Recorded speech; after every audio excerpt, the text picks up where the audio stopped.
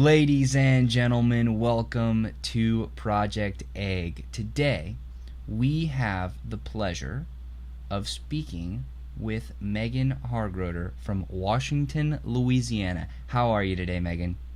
Awesome. How are you today? I am fantastic, and thank you so much for coming on the show. It's truly a pleasure. It's an honor to be on your show, Ben. So thank you so much for inviting me. Alrighty, so let's jump right in. I want to begin by asking you, what is your story? That's a big question. So my story's weird, I think. It's not very linear or traditional. I went to college in Lafayette, which was the big city near the small village that I grew up in. And I originally was going to school for musical theater because I thought that was my path. And I, at some point, realized I had terrible stage fright, like terrible stage fright. And so I did a lot of work to overcome that and then decided that that just wasn't my path. So I switched to broadcast journalism, which is very interesting, and got my first job out of college as a one-man band news reporter, working full-time, which no person who just graduated college has any business getting that job, I don't think. It was really challenging, and I think I learned a lot from that first job. I was responsible for finding my own stories, going and shooting my own stories, editing them, putting them online. At one point, I'd actually suggested, because this was back in 2008, that the news station get a Twitter account so we could put our stories out on Twitter, and news wasn't doing that at the time. And the response to it was, "What is wrong with you? We are a serious news station. We are not getting on that social media garbage because that's not real." So I remember just being really bothered by that and thinking like, this is a really big missed opportunity. And I was getting into social media more. So I ended up taking a pivot and getting a string of jobs that were more social media related, where I got to do more work with that kind of stuff and start accounts for the businesses that I worked for. And that's around the time I moved to New Orleans. So I worked at a nonprofit. There was a physical print newspaper that I was responsible for putting out. And it was a compilation of all of these stories of New Orleans neighborhoods. So I'd go to all these New Orleans neighborhood meetings, talk to people, see what's going on, report on it, get people to write their own stories, help them. It was really fun, and then started social media accounts to put that out there. And the power of that was really the first time I got to experience it, was huge, because the awareness of the organization grew so quickly that the events started getting more traffic, the website started getting more traffic, more donations started coming in. And so that was really powerful. And I decided I wanted to pursue that a little bit more. So my big break was actually a friend of mine offered me a job writing the copy and recording my voice on it for a tour app, a New Orleans tour app. So to do this, he sent me on probably like a million tours of the city, the French Quarter, the Garden District. And I got to then spend all this time in the library and research and write this stuff. And I got paid $2,000 to do it, which was more than I made in a month at the time. And I was like, this is what I want to do. I can't believe people pay you money to do this kind of thing. So that's when I started deciding. I was like, I'm going to be a freelancer. I'm going to quit my job. I'm going to be a freelancer. I'm just going to tell people I'm available and the work will come. And that's not really how it works. So that was kind of a first hard lesson, was realizing, oh, wait, you have to build up to it. You can't just jump in and say, I'm a freelancer, I'm going to do this work, and then have a whole bunch of work come to you. So I needed a job at that point because I'd quit mine, and I was really lucky. I think a lot of points in my story are a mix of really hustling and really getting lucky. And the job that I got was as a community manager of a co-working space. So the deal was, it wasn't technically really a full-time job. I was kind of more like 20 hours a week, but I could do my own freelancing on the side, and I could use the space to do it out of. And I was surrounded by all of these creative entrepreneurs all the time. So I immediately decided, oh, I'm going to help entrepreneurs and startups build their businesses by using social media because it was still so new and people couldn't figure it out really. So that's what I did. And I just freelanced and built that and worked with one person and got referred to another person and then another until all of a sudden I couldn't do the community manager job at the co-working space anymore.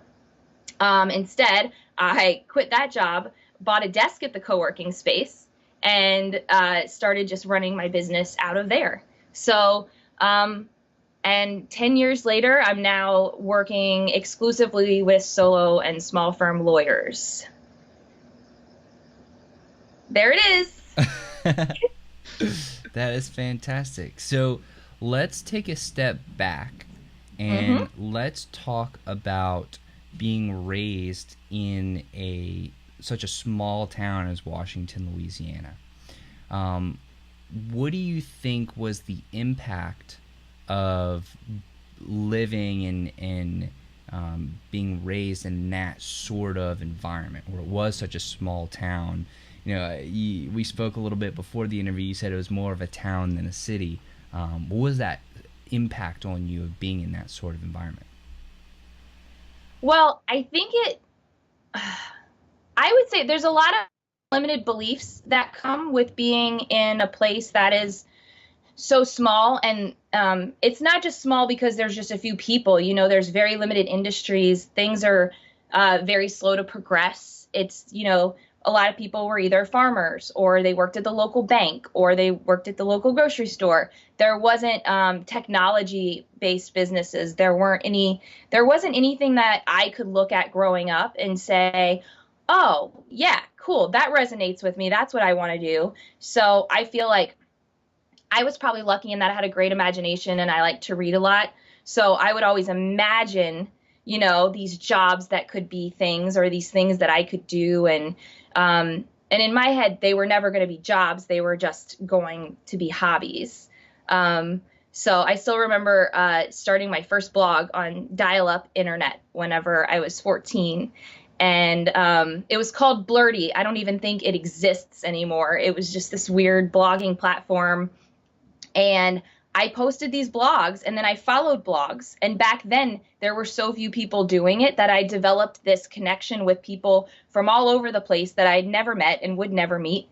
But it was so supportive. It was really like, you know, the early days of the internet and social media, things were really supportive. So I feel like I got to take a step out and look at this one woman that I followed. She just started college and I got to see kind of inside her mind and like what that experience was like being in college. And that told me I definitely want to go to college. Don't know what I want to do, but it's going to get me out of here. And then I get to see more things and learn more things and experience what there is. That is very exciting because, you know, to be at such a young age and to be, I guess, exposed to so many different cool ideas and cool people, I'm sure that must have been an incredible experience for you at that time. It was cool. I wanted desperately for it to be real, you know, not just online, but to be like, have a community. And I think it's different. Like some kids growing up now have these communities that encourage them to be creative and artistic and pursue things. And for those kids, it's like, and who want to go into technology, I'm kind of like, why college? Why would you go to college? Because, you know, you don't necessarily need to. My college degree isn't related to what I'm doing at all. But I think it's really cool how that's starting to grow, even in smaller towns, how there's more programs and communities and stuff encouraging kids to, you know, get into computers. And, you know, I'm saying technology, but like, you know, back in the woods, it's still just computers. Right. So as you're getting older, and you are getting ready to go to college, what made you decide to go into musical theater, I believe you said, to start off with? Yeah, that's a fun story. It was the most creative thing that my little brain could think of at the time. And I was doing theater locally to my dad's demise. It was what, my parents wanted me to play softball and be a cheerleader and do sports. And I was terrible at all of those things. I just, wanted to sing and dance and perform and pretend like I was someone else. And I think that's really where that came from. And it was fun. It was a lot of fun. And so when I was probably about 15, I met cousins that I'd never met before. They came to visit Louisiana from New York City, and I'd never met anyone from New York before, and I thought it was so cool, and I asked them about a million questions, and they ended up inviting me to go visit them. So whenever I was getting ready to graduate high school, I'd saved all my babysitting money, and I took a trip by myself to go visit. And it was the coolest. They took me to see Hairspray. They took me to see Chicago, all in the same trip. And one of my cousins, Matt, was doing work in the Lion King theater. He does like electrical work. So he had gotten me into the theater during, like, there wasn't a performance or anything going on. It was just empty. And he got me into the theater and brought me on stage and let me stand on the stage at the Lion King theater.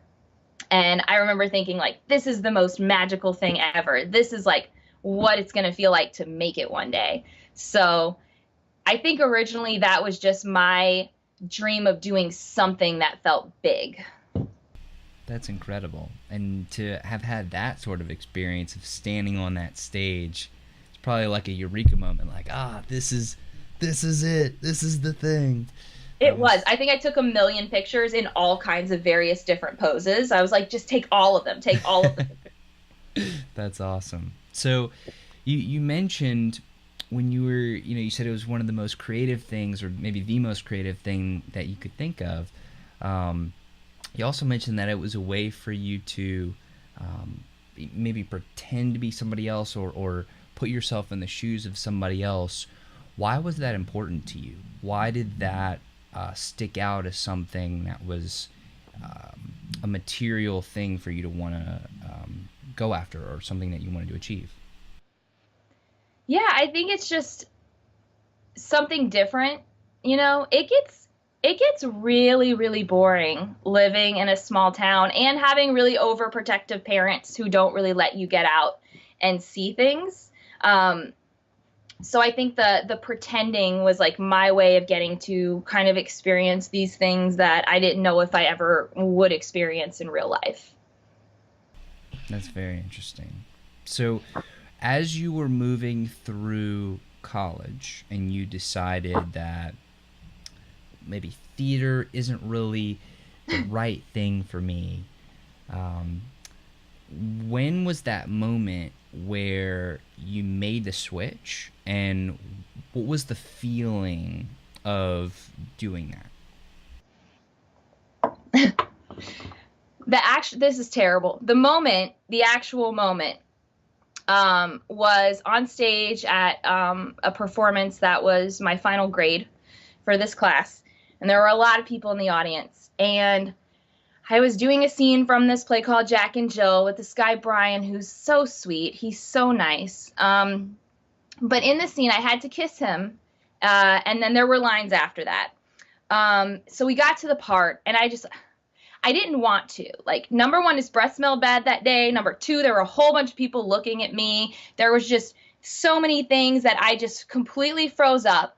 And then he tried to push it past, like, okay, we're going to skip this and go to the lines. And I couldn't remember any of the lines. And I just stood there, completely frozen. And then we closed the scene.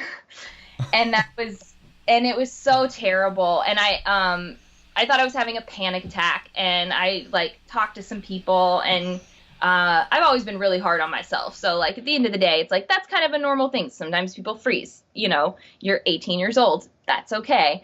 But at the time, I was just really like, no, this kind of means I'm not really good at this. So I want to be really, really good at something. What can I do? And I had a friend who was doing broadcasting. And I was like, you're just sitting there, like, reading stuff. You just, like, write a little news story. And that's easy. You can just make it sound like the news sounds. Then you just read it in front of a teleprompter. That was your test? are you kidding me? So that's when I decided, like, okay, I'm going to try this. This seems really easy. I always liked to write. And I was always a really strong writer in school. And part of my favorite thing about theater and performing was the thought of maybe like one day actually writing my own plays.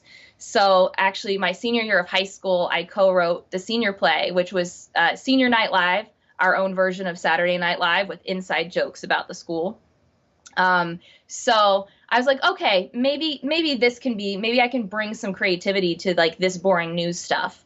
And at least I'll be good at it. So I went into that. It wasn't as easy as I thought it would be, of course. It was really difficult. A big part of that is not just writing, but also producing and interviewing people, and videography, like learning how to do all of the editing and all of the, this was when, man, whenever I started, they didn't have nonlinear editing systems. They were just starting to pop up. So there was like linear, that shit's hard. It's a mess. And so I was really excited, like the next year, whenever Final Cut Pro came out. And I was like, okay, this makes sense to my brain. This is how things are supposed to go. And then I got really into that part of it, ironically. So it's interesting to hear you talk about the progression, because on one hand, it seems like you're talking about how you're hard on yourself and you always want to be the best at something, or really, really good at something. And then at the same time, maybe juxtaposed to that is the desire when you had that freeze moment on stage, to then talk to the friend who was doing the broadcasting and thinking, wow, that's really easy. I could go do that.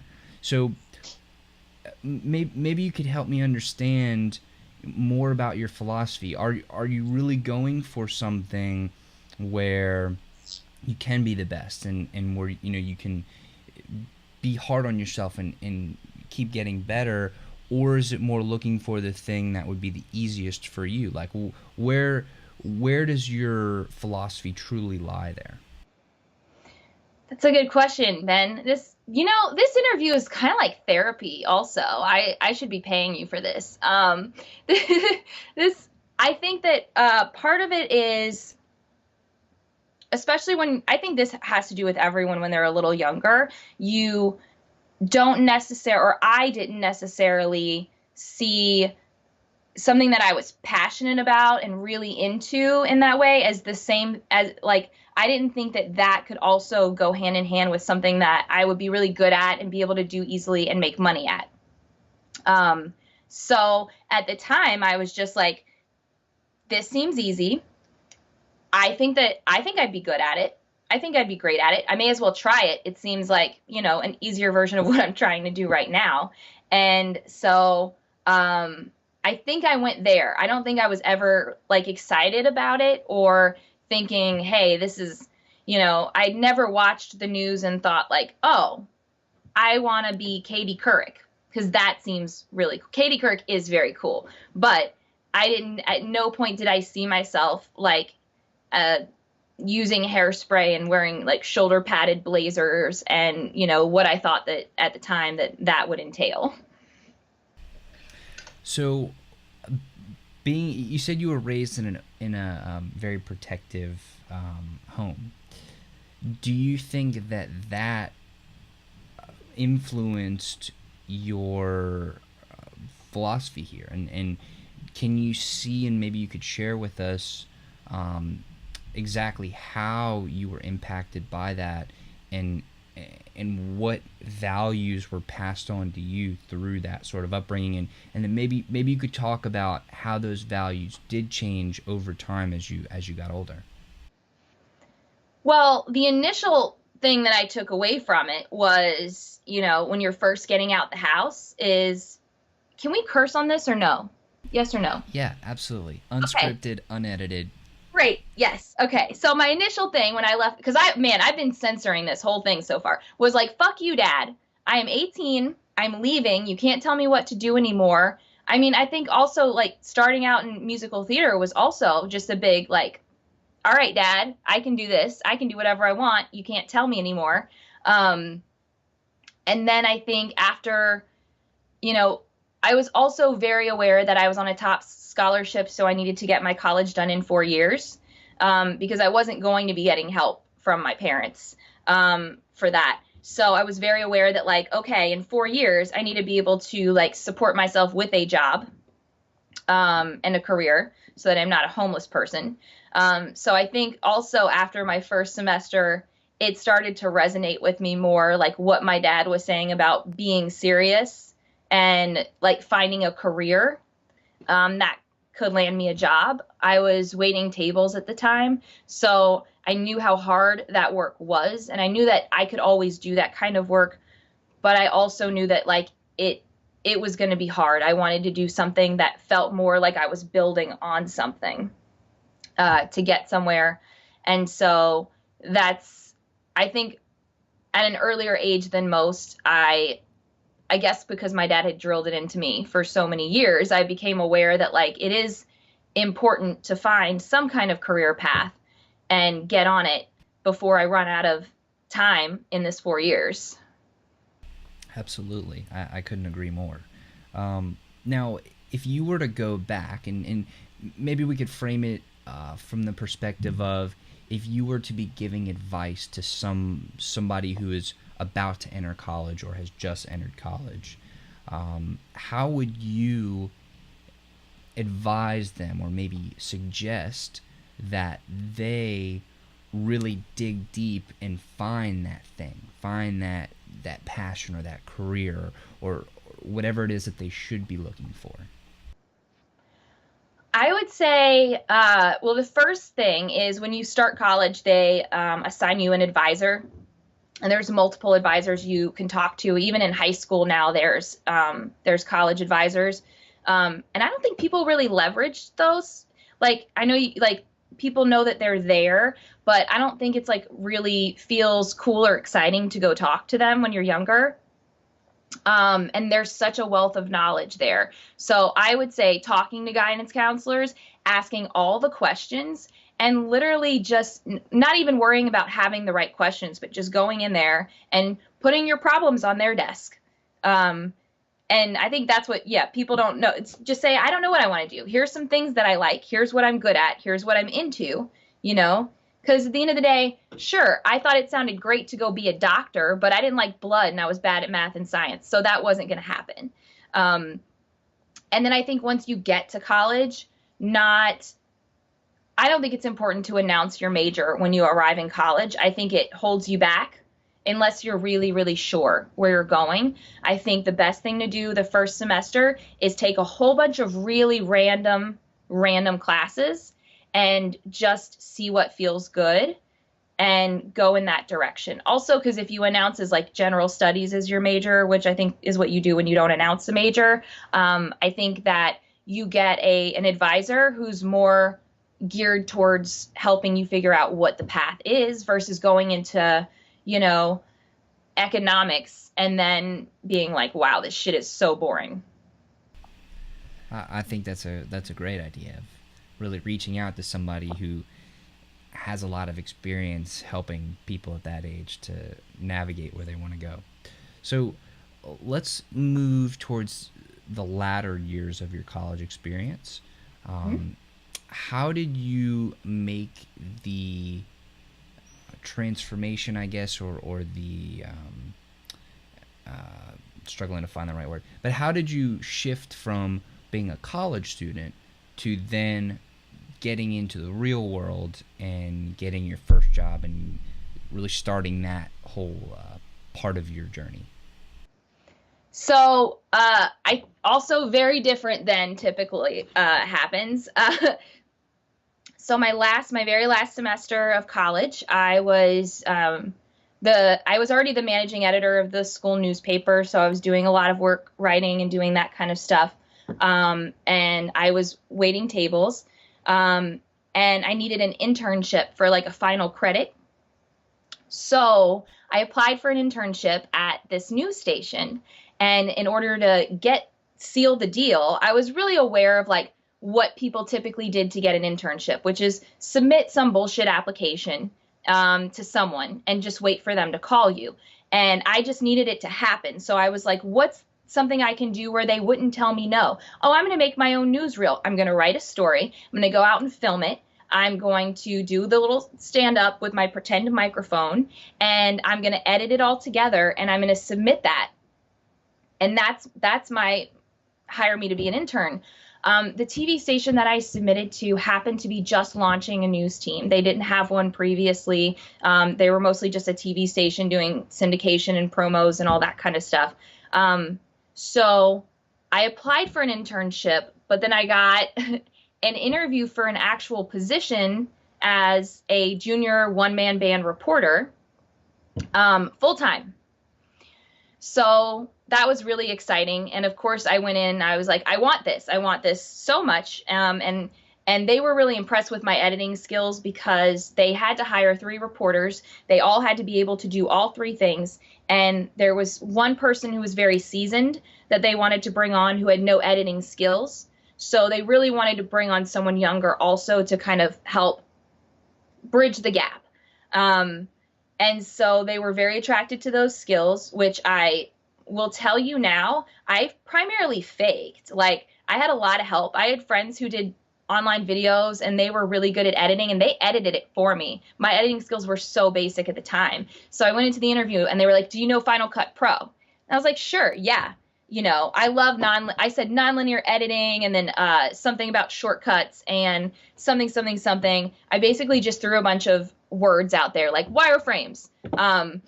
And so they were impressed. So they offered me the job, which, by the way, when I just spent hours after hours just with the Final Cut program and the little documentation books, actually teaching it to myself because I'm a strong believer in fake it to make it. But I also had to negotiate my hours because they wanted me to drop out of college to just start working full time. And it was my last semester. So I was like, I'm not going to do that. I'm too invested here. So going into that last semester, I scheduled my classes from 8 a.m. to noon.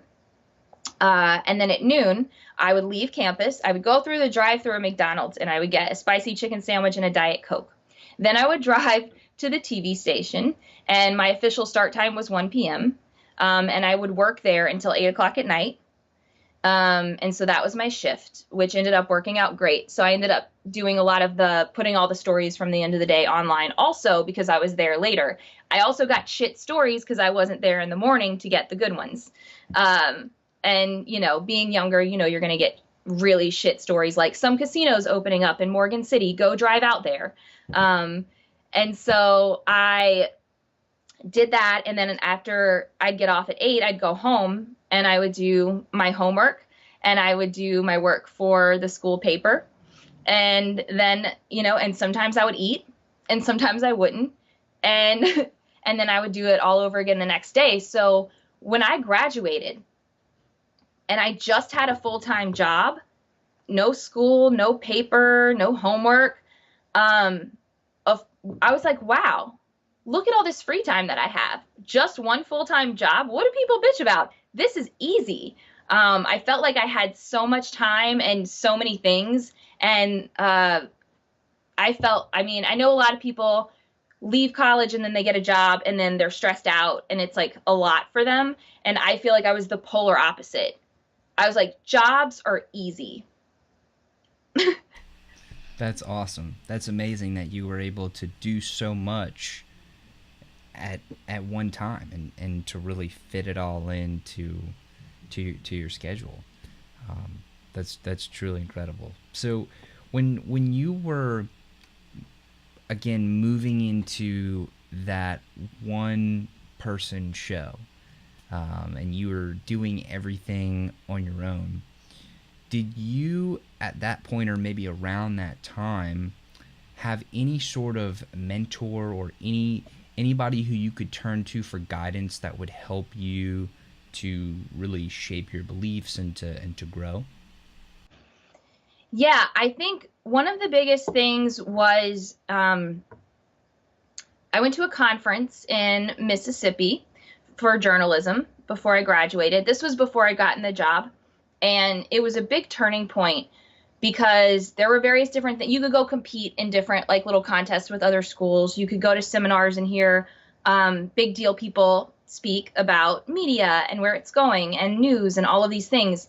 And I had gone there with not knowing that this would even be something that I could do, and not thinking like that I was going to be asking people for help. But that was one of the things that I kept hearing advice from my professors is ask people, go here, ask them questions. That's what they're here for. So there was a woman who spoke from NPR that I had, she worked out of Jackson, Mississippi, but she had an English accent.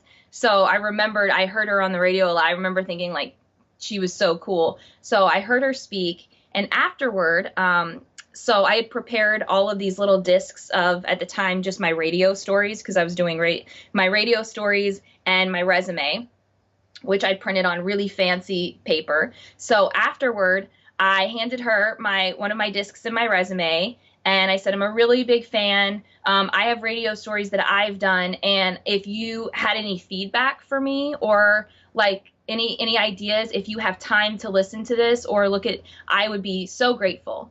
And she was like, no one else had done that. So no one else there had done something like that, I think, which is a continuous theme. Like if you go above and beyond, like you get good results, and you have to sometimes when competition's high. So I did that with her, and I did that with another speaker. His name was Paul Conley. He's a media consultant. So I did the same thing. And he was my favorite speaker because he infuriated everyone. He told them print journalism and newspapers were dying and they needed to get online. And all of the old professors in the room were just like livid and then just standing like this and just so mad. And I was like, yes, this guy's talking about blogs. This guy's talking about social media, like just all of these things that no one had talked about before. So I'd done the same thing with him, given him my reel and my resume. And he had walked up to me at the end of the conference, I think the next day. He had marked up my resume, so he gave it back to me. He'd made suggestions of like what to change and how to feature it. And he wrote, get a blog or a website, put this online. This resume needs to be online. And, he listened to my reel. He gave me feedback on that. And when I'd gotten back, I had a phone call from the NPR reporter offering me an internship at the Jackson, Mississippi radio station. I couldn't take it. It was really great. It was completely exciting and flattering, but it was unpaid, and it was in a city that I didn't have a place to live in or another way to like make money. But it was so cool. And Paul Conley invited me to New York for when I graduated so that I could go interview with different companies and, see what was out there in New York. And at the time I was like, that would be great to move to New York. This would be so cool. So I did that. And most of the interviews were not, they were like, it used to be Ask Jeeves. And now I think it's just like ask or about.com. And it's about.com. I got to interview with the vice president there, which was just a thing about like getting to interview with people. It was a favor that they were both doing for me, which was huge. And I still remember thinking like, why are they doing this? Like, why? I didn't earn this. They don't owe me anything. Like, they don't even know me. And, what I learned was if you show people that you're passionate and that you're really trying and that you're really seeking and searching, people will try to help you, especially successful people. And a lot of times people are afraid to approach people who are successful because they think they're too busy and they'll be wasting their time. And I've found that those are the people who are the most excited to talk to you and offer you advice. So I still keep in touch with Paul Conley. He invited me back to New York a few years later when I'd started my company to talk to this group of students at the College Media Advisory Conference to tell them how I did what I did. And that was like my first big speaking gig. So, and then he's, thrown work to me here and there through the years. So that's been a really cool relationship to have. That is incredibly exciting, and I cannot agree with you more on reaching out to people and asking questions and asking for help, because where you are currently, you're not getting those questions answered and you're not getting any help. So if you ask, even if they say no or they ignore you, you're still where you are before you tried. But at least you know that you tried, and there's no what if. Like, what if I would have tried and that person would have answered, and I got a really cool opportunity to go to New York or some fancy cool place, you know? So I think that's a tremendous piece of advice, to always put yourself out there and ask. So Yeah. so let's move now from when you started getting more into social media. And you talked about it a little bit, but maybe you could go into a bit more depth on how you truly made, it seems like a pivot. It doesn't seem as much of a switch, but it seems like more of a pivot into social media. What was really the story there? Yeah, well, first I left Lafayette to move to New Orleans, which was a big thing. In moving to a bigger place was one of the big switches. Um, I didn't want to move to New Orleans, by the way. I wanted to move to New York. I was dating someone at the time that got into pharmacy school in New Orleans, and I was like, this wasn't the deal. You were supposed to apply to New York, whatever. Went to New Orleans, and I actually made all of my friends when I got there through Twitter.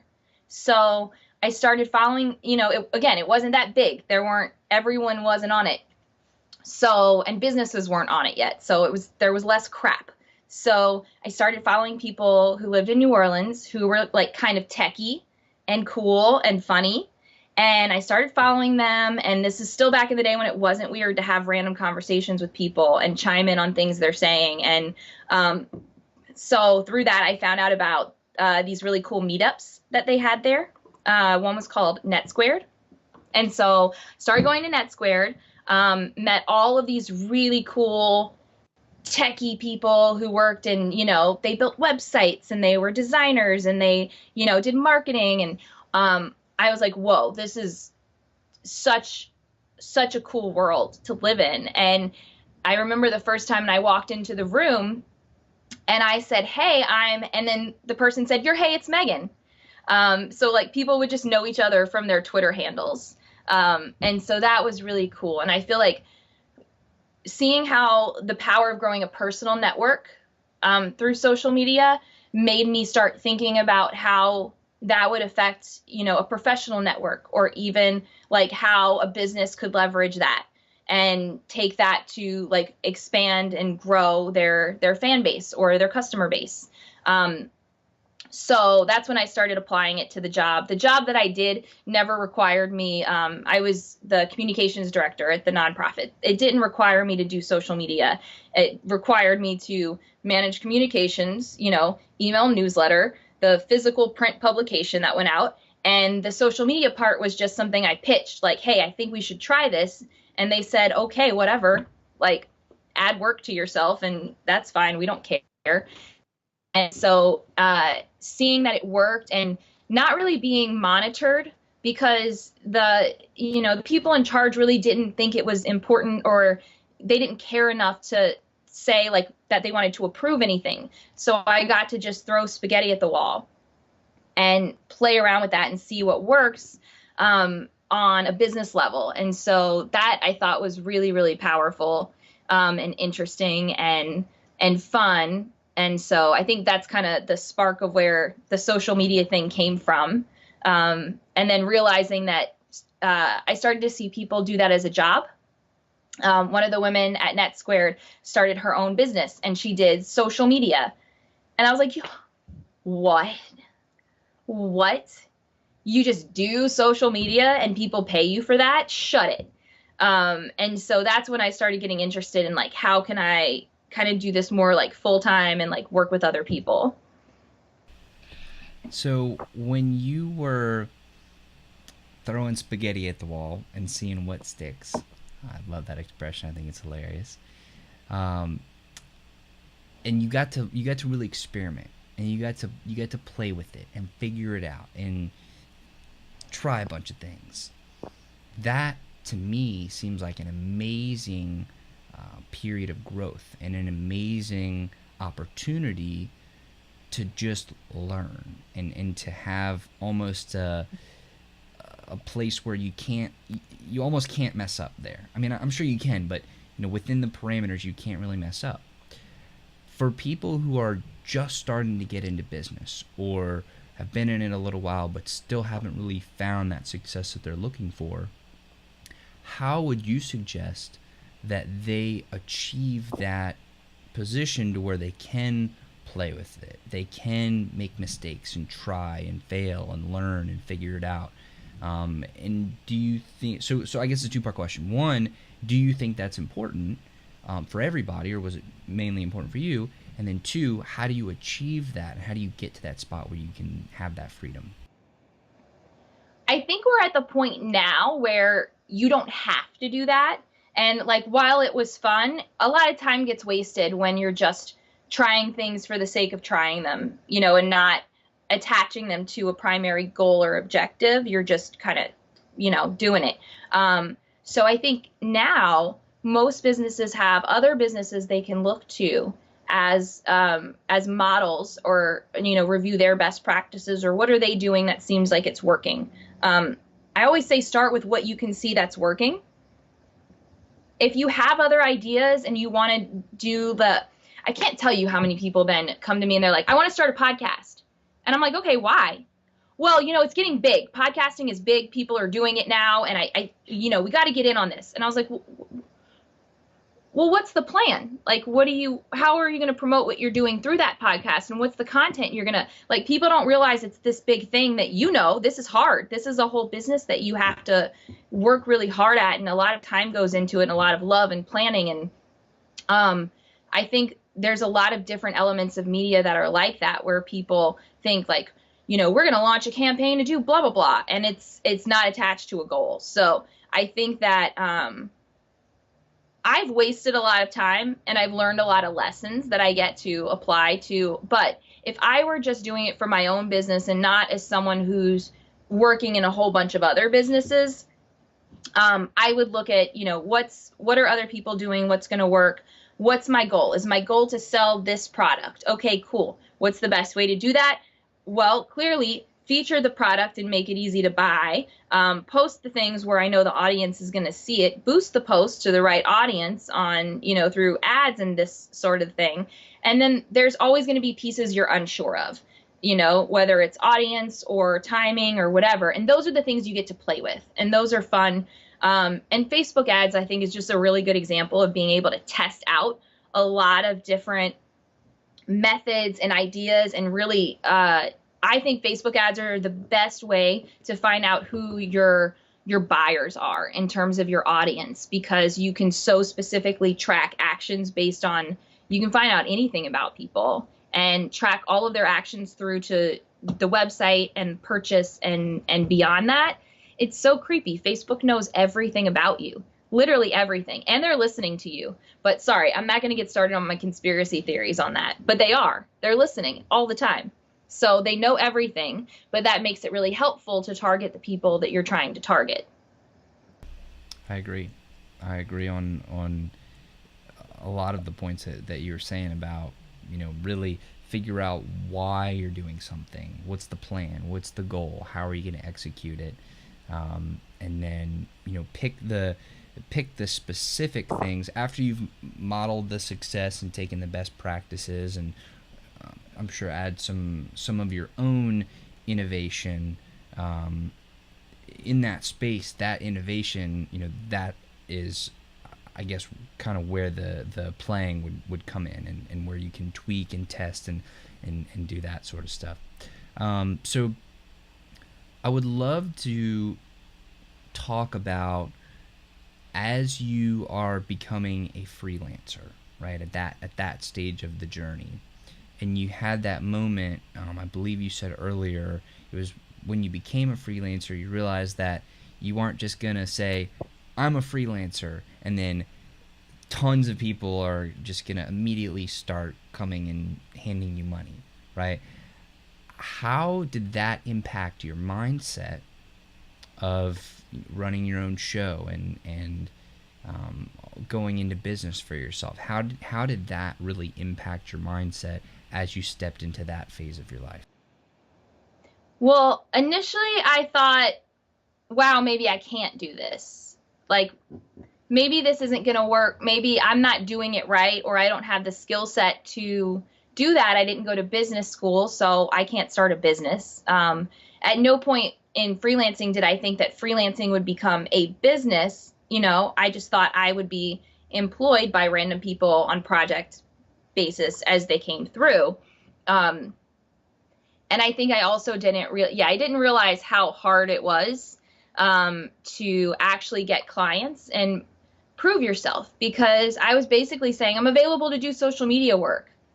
And that's great. But like, why would someone decide to hire me? Like, where's my proof of concept? Where's my experience? I'm not selling them in any way by just saying I'm available. And so I think I got really bad imposter syndrome for a while, and felt like, that one big gig that I got was a fluke, and that maybe, I wasn't worthy of it. So I felt like I needed to diversify my resume and my examples of work. So I started doing little side projects, and making video, doing different things with video, and different things with starting accounts, even though they weren't, for anything. They were just like to test some things out and have something there. And so slowly but surely, I started to build examples of work that I could be proud of. And that felt good, but didn't feel like a business. I put a web page up. Still nothing was happening. The point at which things started to move and I started to get work was not what I expected. It was through being at Launchpad and being in a community of people who are creative, and just being there and having random people ask me random questions. Like, Megan, how do I send a tweet to someone? Megan, what is a hashtag exactly? Do you know? Like, things like that. And so I'd go sit with people and I'd be like, oh, well, okay, so here's how this works, and here's how, this goes. And I was helping a lawyer at Launchpad at the time, and Ernie the attorney, another lawyer, walked by and heard me. He pulled me off aside and he said, hey, I need some help wrapping my brain around all of this social media stuff. What's your hourly fee? And I was like, what? I don't know. What do you mean? He's like, what's your consulting fee? And I was like, I could just come talk to you about it. I could just help you. In my brain, like, talking to someone and about something and teaching them and consulting wasn't work that I would bill for. I didn't realize that that was like a thing. So he's like, no, he's like, okay, well, do you want to start at like $50 an hour? And I was like, $50 an hour? What? So I was like, yes, absolutely. Let's do that. So Ernie the attorney was my very first consulting client. And then from there, I started letting people know I offer social media consulting. And that's really how I started getting most of the work, was through just entrepreneurs and startups. And then by word of mouth, I actually had a lot of clients in the early days that were just people over 60, 65 who felt really out of the loop and were embarrassed to ask those questions to people that they knew. And so they'd hire me for an hour or two, and we'd just go through the very, very basics of how all the things worked. So it seems like the moment, the turning point, really the defining moment there, was when you were just giving of yourself, and then people recognized the value in that, and then they came and sought after you. Is that kind of how it felt? Like when you more focused on giving to them, that's when you started to see it come back to you? Yeah, and I think that's a good philosophy for anything that you're going to really, really do. I know there's a fine line between giving your work away and undervaluing it and, letting people walk all over you. But the other side of that is, like, initially you do have something to prove, and you do need to prove it. And especially if someone's unfamiliar with it, like social media at the time, no one knew what it was. So you have to give people a little bit of something first, at least, to show them like this is going to be something valuable. If you did hire me, this is what it would look like to work with me. And it also kind of made me realize that something that I was just excited about and passionate about could be something that I would be paid for. That must have been an amazing light bulb to be like, oh, finally I found it. It's the thing that I love and I can get paid for. Yeah. That seems like having your cake and eat it too. So, you know, once you started to really pick up momentum and you started to really see things happen, earlier you mentioned that 10 years later, and maybe it would have been 8 years or so from the time that we're at in your history, what happened from that point when it really started to pick up to where you are now? And maybe when you get to the part of where you are now, maybe you could tell us, you know, exactly where you are now and what you're doing and some of the things that you're involved in. Yeah. So originally I was working doing consulting for startups. That turned into I was still not making a lot of money, but I really, really I got into yoga, and I really wanted to go to yoga all the time, and it was so expensive. So there was a new studio that I found and loved, and I made a deal with the studio owner, and I was like, hey, I will do social media for you for free. I will start Twitter. She didn't know what that was. I'll do your Facebook. I'll do, you know, all of this stuff. And if I can come to class for free. And she's like, wow, yeah, okay. I mean, I have to pay the teacher to show up for class anyways. There's room in class for another person. This sounds like a fine deal. I don't know if it's going to work, but let's try it. So I got to use that as a, you know, proof of concept for managing something all by myself.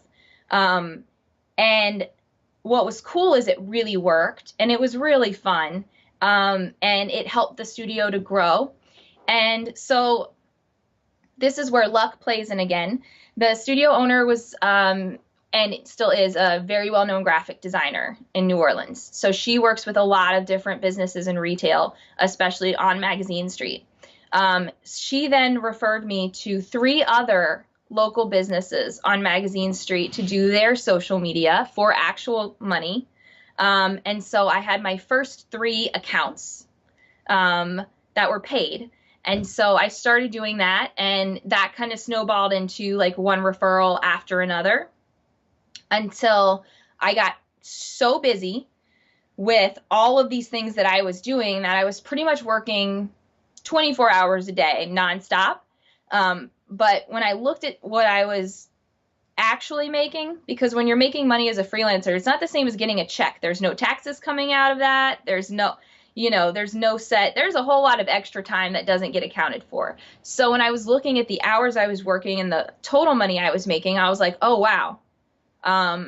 This is what I'd make if I just started at McDonald's right now, as an hourly fee. So I was like, okay, so like I'm having fun, but like I should probably start trying to make money also. That should be a goal. So that's when I started trying to raise my rates and play with that a little bit. And ultimately I figured out that the big time and energy suck, because people talk about time a lot, but I think energy, the actual, you have a set amount of energy that you can passionately put towards something. And it doesn't matter about time. The same thing could take you 15 minutes or 2 hours, depending on the energy you have to do it.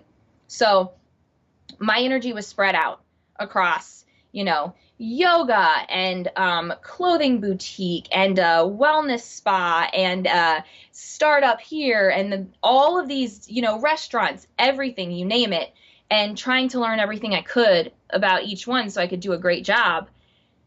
And that was so exhausting that I had come to the conclusion that I have to niche. I have to pick a thing, going back to wanting to be really good at something. I want to pick one thing I can be really, really good at and say that I'm the best at. And that's kind of how I looked at, who are all my clients? Who are the best clients that always pay their bills, don't complain about rates, are always just beyond excited and feel like I over delivered. And those clients were all lawyers, because lawyers aren't used to people doing good marketing work. They're not used to you picking up the phone when they call. They're not used to real results. They're used to fake reports. And they pay their bills because they know what it's like to have clients not pay their bills. So that's when I kind of, and I struggled with it at first. I was like, is this going to be interesting? Is this going to continue to drive me and make me feel like I'm having a purpose in the world? A lot of people have really weird feelings about lawyers. A lot of, lawyers are really villainized in a lot of ways by a lot of people. And so that was also a concern for me. But I've been really lucky to get busy enough where I can pick my clients now. So I only work with solo and small firm lawyers. I only work with lawyers who are really taking care of people, because there's a very important aspect of law that is just, it's justice. It's justice. It's fairness. It's, it's helping a lot of, and that's the thing that people miss. So yeah, being able to work with them to take that and push it forward in a way that people can understand and not be afraid of and really resonate with, and helping really great lawyers who are really, really helping people to get out there feels really great and purposeful. And seeing the results has been really great and purposeful. And on the flip side, it feels very powerful to have some shitbag dirt lawyer who's a total snake, and I can tell, and when they are, contact me and say, like, I want to, here, I'll pay you all this money to do this stuff, and being able to say no, because they're not worth the work that we do. They shouldn't be found by more people. They, and I don't want to help them. So being able to say no to them, and being able to, work with the startups and the little guys and the people who are just honestly trying to help people, like your dad, which is how we got connected. He's a good example of someone who is not being a lawyer because he wants to make a gajillion dollars. He's a lawyer because he's passionate about helping people. And so that's been a surprise, that it's been so rewarding to go down this path. What's interesting about what you're saying too is the language that you've used to describe your situation back when you first started versus now, which is, when you were first starting, it was more of, okay, what can I do for people, and how do I figure out how to get clients, and I'll help anybody, and I'll figure out exactly what to do. But now it seems like it's a much more mission-centric thing or endeavor, and it's more, who are the people that I want to work with? What are their values? Are they in line with mine? Are they doing things that are actually helping people? And now let me help them get found. So it's interesting to me, the language that you use to describe those two. Do you feel like that was a conscious shift on your part, or do you think that you more evolved into that sort of mindset and into that sort of perspective as you got more experienced and you learned more and became as successful as you are now? It was definitely an evolution, because when I was in my 20s, there was no way that my little brain was going to put all of this stuff together. There was no way that I would realize it does kind of all come back to story, like, and how you tell your story. And it really all comes into, like, how I help people is how I realize this about myself. And I think it was through working with lawyers and being like, well, but who is your audience? How do you help them? And I asked that question. That's the first question I asked, like, who do you help? And how do you help them? And eventually I was like, who do I help, and how do I help them? And exactly, like, because it's not just lawyers, that's not the answer. And I don't just help them by doing social media and building websites.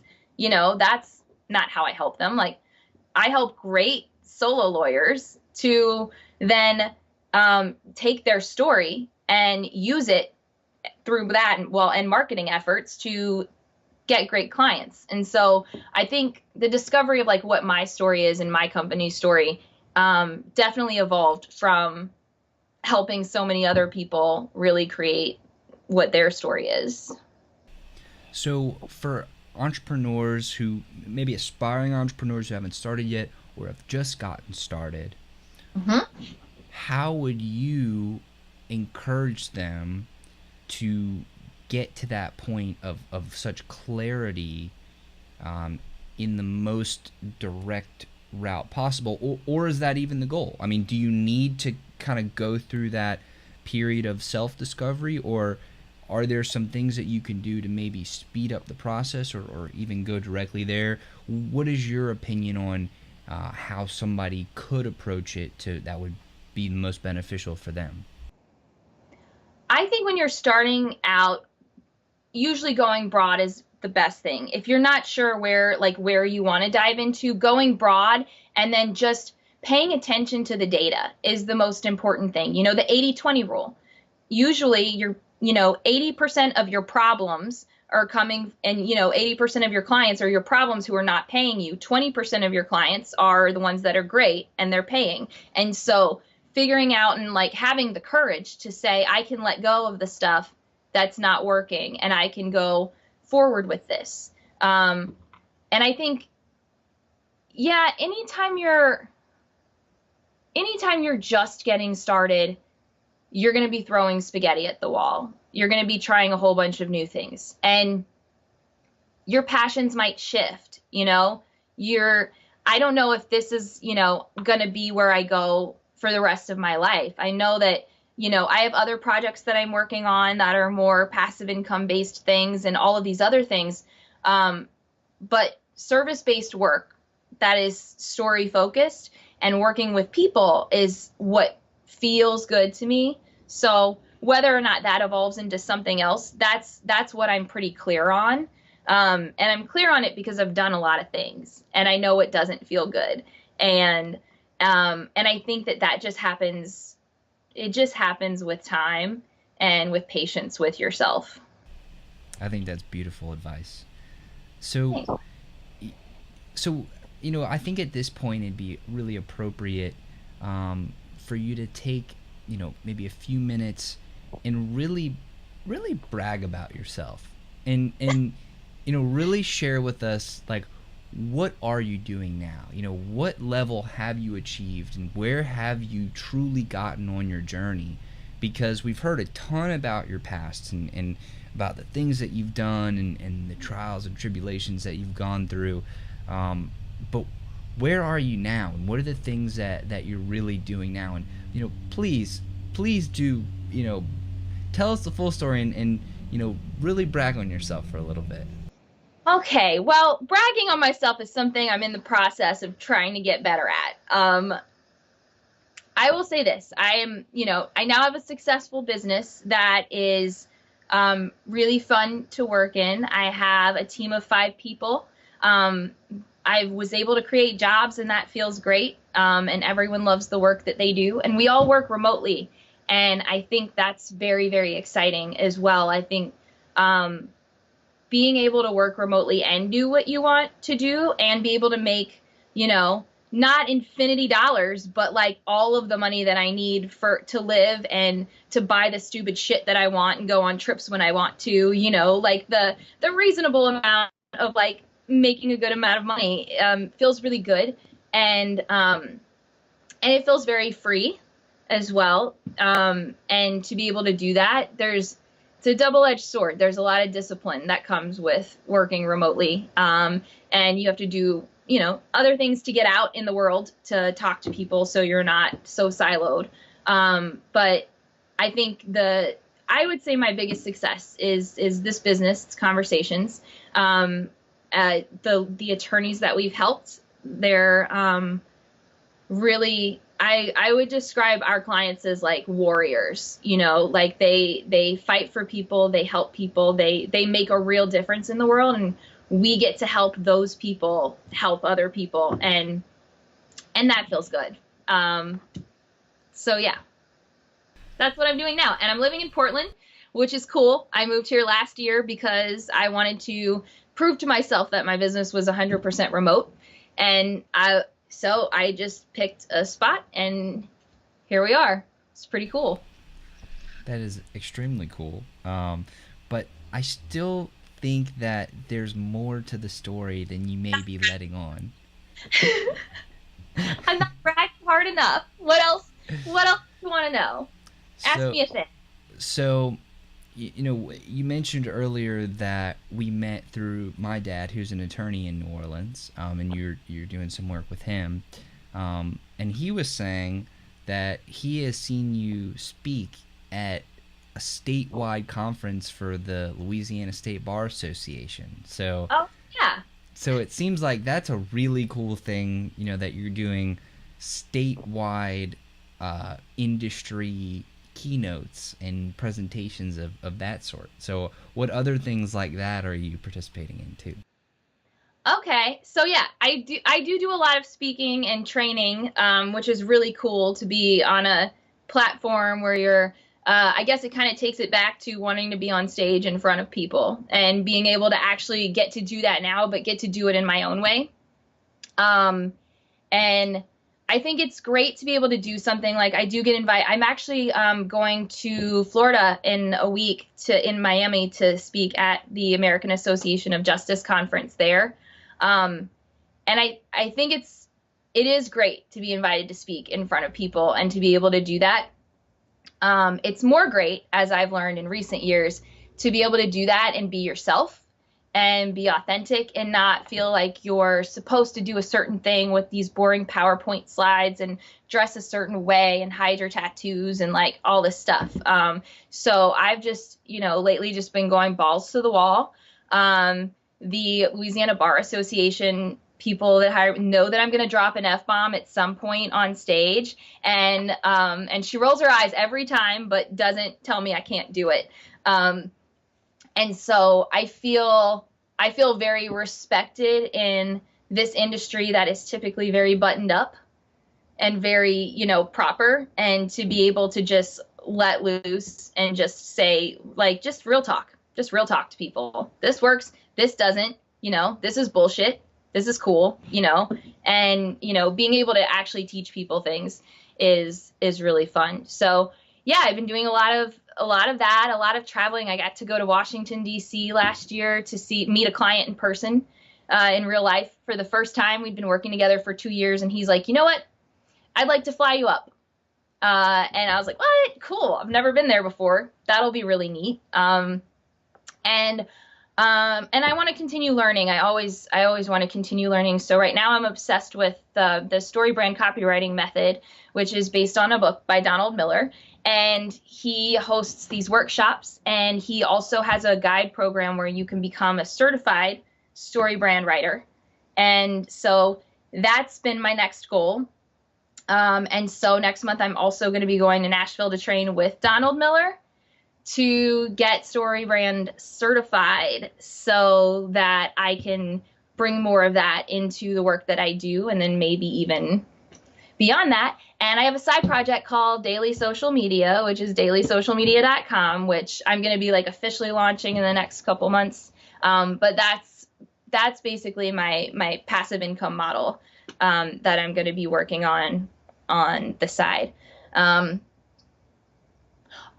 So I also, a couple years ago, started getting into making my own like natural body products because I'm like allergic to everything. And so then because everything's a business to me, I was like, maybe I'll do some branding so I have cool labels. Maybe I'll open an Etsy store. So now I have Megan's Apothecary on Etsy. And so I make a lot of stuff, which has been a cool balance to the techie stuff that I do, because we build things online in this online space, and you close your computer and you can't see any of it. And that's a kind of a weird feeling. So then at the end of the day, being able to like make something with your hands feels really good. Now that's what I'm talking about with bragging on yourself. That's awesome. So it seems like you have an amazing business that allows you to travel and have freedom, but you still have to be disciplined in it. You're getting to speak, you're getting asked to speak by truly incredible organizations, and you're absolutely killing it at those things. And then you also have a few different side businesses, and then you're also striving to better yourself. Is that a pretty firm grasp of kind of where you are now? That sounds like everything, yeah. That sounds right. So I want to move into the future, but before I do, I want to talk a little more about you right now. So in all the things that you do, throughout those things, what would you say is your truest, most powerful, like, superhero move, or your superhero power? Like, what is your superpower? Actually, my superpower is very similar to yours, Ben, because I would say my superpower is dragging someone's story out of them in a way, and then taking it and then telling it in a way that presents them in their best light. And that's really hard to do because most people aren't good at talking about themselves at all. And so creating a storyline and a story that resonates with other people, I think that's what I would consider my superpower. So let's get tactical for a bit. Let's. But let's try to keep it evergreen to where when people are listening to this 2,000 years from now, hopefully that's still a thing. And if you're listening to it and it is 2,000 years from now, I hope you're having a great day and that things are going swimmingly. But let's drop some serious tactical knowledge, right? So you're saying your superpower is getting the story out and then articulating that story and presenting it to the world, right? Mm-hmm. How, in a very actionable, step-by-step, if it is appropriate, process, how do you do that? So the nuts and bolts of how this works is a lawyer, typically it's a solo, we'll use them as an example, will contact me and say, hey, I need a website or I need some marketing. That's how people approach, that's what they're asking for. They're coming to me because they know I do things a little bit differently than most agencies who do this kind of thing. And so typically it's a website that they're asking for, but we don't just build them a website. We give them a story. So it starts with an interview, kind of like this one, where I talk to them. And I always like to do the video, like face to face, because it's more personal. You know, you get better stuff. So, and you know that they're not distracted by their computers or inbox or other things because they're looking at you. So I'll do an interview, drag as much out of them as I can initially. And then I use, there's actually the StoryBrand framework has this thing called a brand script, which is like this online worksheet that's really cool. And it's based on the concept of every single story. And in the book, he tells you it ruins movies forever. So in every story, there's a hero, there's a problem, there's a guide, there's a solution or method that the guide provides, and then there's an end result of either success or failure based on if you took the path or not. That's the story. That's the whole story. So I take that lawyer's story and I put it in the framework. The lawyer is not the hero. The lawyer is never the hero. The client is the hero. The lawyer is the guide. And so the most important part is making sure that you understand the problem of your client. So really, really getting clear on what is their problem. You have to say it, you have to make it clear when they get to your website for the first time. What are you here for? What do you need help with? Then you present yourself as the guide. And this is how I solve these problems. And this is how I've solved problems for other people just like you. And then this is the method. This is how I do it. You tell them how you do it. You simplify it into like 3 steps or something really basic that they can read quickly because skimmability is everything. And then you kind of describe the pain points of like, if you do nothing, this could happen. But also, if you do this, then this could happen. And, that's where you kind of, I like to really get people's client testimonials of like people they've previously worked with. It helps because people don't like to brag about themselves, but also when you're writing copy, it's really hard to write things like in a flattering way that seems like the actual business is saying it about themselves. So the best way to do that is to take real stories from clients and actually quote, pick the best parts and quote them and let them say it.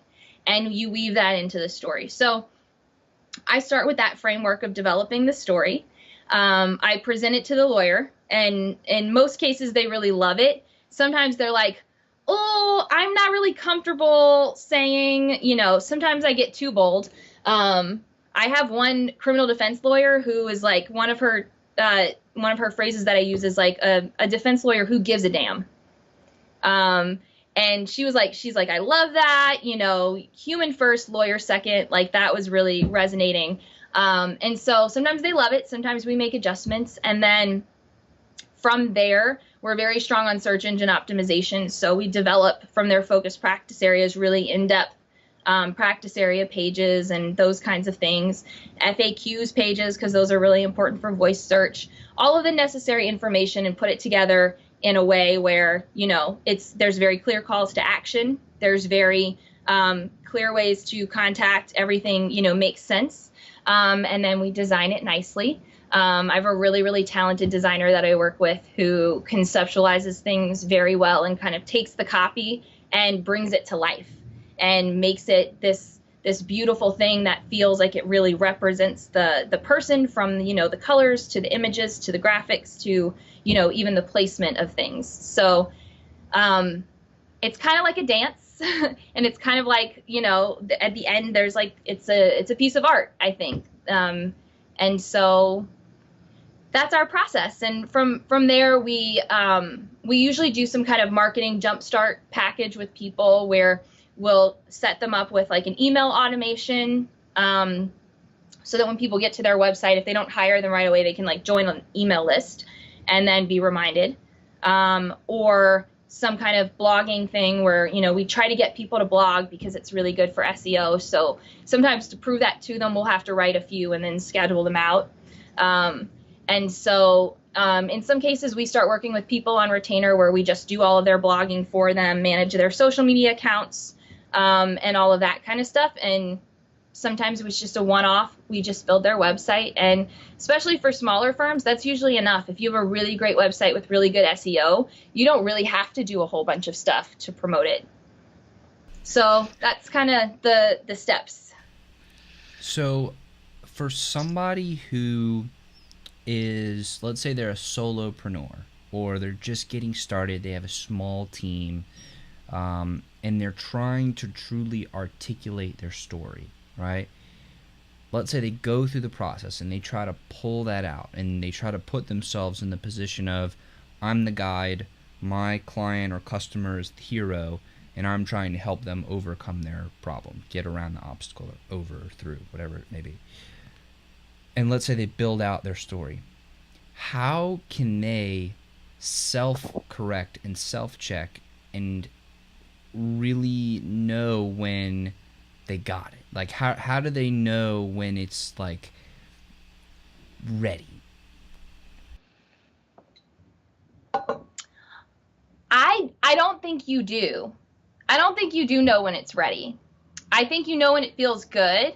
And when it feels good, I think that means it's time to show it to someone, maybe just one person, or maybe just go ahead and put it up on the website, see what happens, see what feels good. I've done a lot of amendments to my own website and a lot of changing and a lot of throwing things up to see what happens and not knowing how people will respond to it. And I've often been surprised, at what people do respond to. Like, one of our FAQs is, the question is, why should we hire you? And my response to it is, because we give a shit. A lot of shits, actually. And that was kind of my lazy way of answering the question initially. But it's also, just the most true reason. At the end of the day, it's like, go find someone else who cares about what you're doing. And I think, not enough people highlight that about what they do, that because they don't think that that's important. And I think that that should be in everyone's story. Even though you're the guide, you should talk about why you care about what you do. Because if you don't care about what you do, then why does the person trying to hire you think that you're going to care about them and what they do? So I think that should be in every story. I think it's hard to write your own story. It's hardest to write your own story. When I was doing my own brand script, my very first client that I mentioned earlier, Ernie the attorney, is a very good friend of mine. We talk weekly now. We have like this chat that we do weekly where we give each other feedback on things and go through ideas. And he's been very instrumental in crafting my story, because it's hard to do it yourself. Sometimes it's better to just ask someone that is really close to you to map that out for you. I think that's great advice, especially because when you have that other person or that other party to give you some feedback, you can kind of bounce that idea off of them and really work together to build something that is truly you, because it's hard to be 100% accurate when you're looking at yourself. It's hard to look in the mirror and have a very clear picture of what everybody else sees too. So yeah, well, just like earlier when you asked, like, me to brag about myself, I forgot half of the things that I have even done, because I'm like, I don't know. Those aren't the things that I'm always thinking about, because I've done them. So you kind of discount them in a way. And when they're your things, you forget what's special about them. I think that's a tremendously important point, that some of the things that you've been through and that you've done, they're no big deal to you. I mean, you're like, all right, I'm finished with that. Moving on to the next thing. It's not always top of mind. Yeah, definitely. So, let's say now we are going back into the solopreneur mode, right?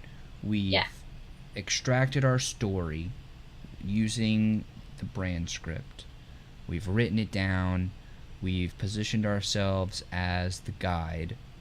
Our customer, our clients are the hero, and we've identified the obstacle, the problem that we're helping them to overcome. Mm-hmm. At that point, we've written our story. Now what? What do we do then? You bring it to the world. So that at that point, that's where you put that on your website. You put it on, you start kind of trickling it out on social media in pieces. You send out an email. This is a big thing that people don't think to do when they're launching something new, and I call it the most low-hanging fruit ever, and it's tell your family and your friends. Like, for fuck's sake, people spend thousands of dollars on ads that they don't even know will work to launch a thing, when it's like, do you know like how connected we are? It's 2019. So many people. Your email contact list includes thousands of people. Easiest thing to do, export that into MailChimp, draft one email saying, hey, contact first name mail merch. Guess what? I am so excited to tell you that I just launched fill in the blank, and it's about fill in the blank, and it's meant for fill in the blank of what type of people it's for. This may or may not be something for you, but I bet you know someone who would think it's cool, and I would really appreciate if you would share it. Thanks so much. Your name. And whatever other personality you want to infuse into that. That's the easiest way to launch anything once, and you just link out to your website or your landing page where this is. And the most important part of that is the enthusiasm, right? Because excitement is contagious. If you want someone else to be excited about what you're doing, you got to be excited first. So I think that's probably how I tell everyone to, launch something. And then beyond that, you can put it on Facebook and all that. But the best way that you can reach people is through direct contact, through an email. So now we've blasted out to the world. We have everything set up and ready to go. is there anything else that, or maybe any additional obstacles that are going to come up that we're not thinking about, but that Yeah. you deal with on a regular basis? 10,000, and you don't know what they're going to be, and they're going to be different for everyone, and that's the fun part. That's what makes it, that I think the problems and the little things that you didn't predict are what makes it all worth it, because that's where you get to actually say like, oh, okay, well, what am I going to do here? I think measuring everything is really important. Looking at data, really evaluating like, okay, I sent this email to 2,000 people. Of those 2,000 people, 1,000 of those people clicked this link, and then 200 people clicked this link. So maybe this part wasn't as interesting, and I wouldn't include that in my next message. But of the 1,000 people that clicked this first link, looking at, okay, this many sales were made, or this many things happened, or who were the people who shared it? Who were the people who posted it that then had other people post it? Those are brand ambassadors. Those are people you need to pay more attention to than everyone else whenever you're releasing information. And what'd you do wrong? And what was the impact of that thing that you did wrong? A lot of people think the worst thing that could happen is like you misspelled a word in the subject line of your email. That's not the worst thing that could happen. That's actually, there will be some assholes who write you back to point that out to you, but for the most part, the people who notice it are just going to feel for you because they've done it too. And they're going to be like, oh no, she worked so hard on this email and look how excited she is, and she misspelled a word and I bet she's mortified. And that's just a human thing that's going to make them connect with you. If you accidentally said something offensive that you didn't realize was offensive, that's kind of a whole other ball game, and in which you will then do a little PR damage on yourself and come up with a second email saying, in my last email, some of you got fired up about this one thing. I would like to clarify that what I meant by that was, and then explain yourself, include some kind of GIF about, that you were a doofus or whatever it was. And then, remind them of your thing that you're doing. And then now you're excited about it. There's all kinds of ways to pivot and solve problems that come up as long as you don't get defeated by those things. And I think that's crucial, is to have thick skin and know that, the internet is not the whole world, and people still love you even if they didn't get excited about the launch of your new website, and that you shouldn't take it to heart. You should just pay attention and see how you can make it better. So let's say you've gone through this whole process. You've taken so much time to get everything perfect. You put it out there. People are responding to it, and some people are getting angry, some people are sharing, some people are buying, some people are ignoring you, but that happens. And you go through all this stuff, and you're solving problems, and you're making pivots and all that stuff. How do you balance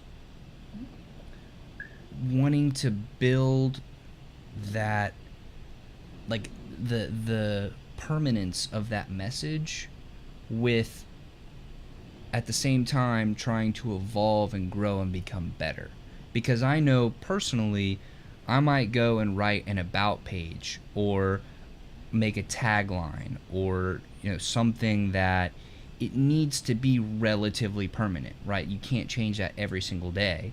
And it's like, okay, this is what I'm psyched about. This is what's important. This is what I'm committing to. And then maybe a month later or 2 months later, it's like, well, actually, might need to pivot, right? So how do you really deal with that kind of catch-22 of, you need to really put it out there and make it stick, but then it might change in 3 weeks? How do you balance that? So that's a good point. And there's a subset of your audience that will notice and not notice if you did something like that.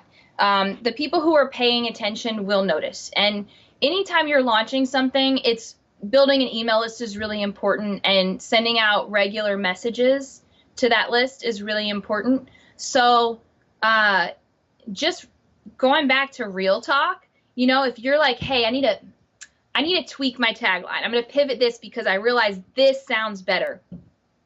You could talk about that. You could open up your next email with like, hey, let's just say you have a software that you're, promoting. Hey, we're releasing a couple new features on this software next month.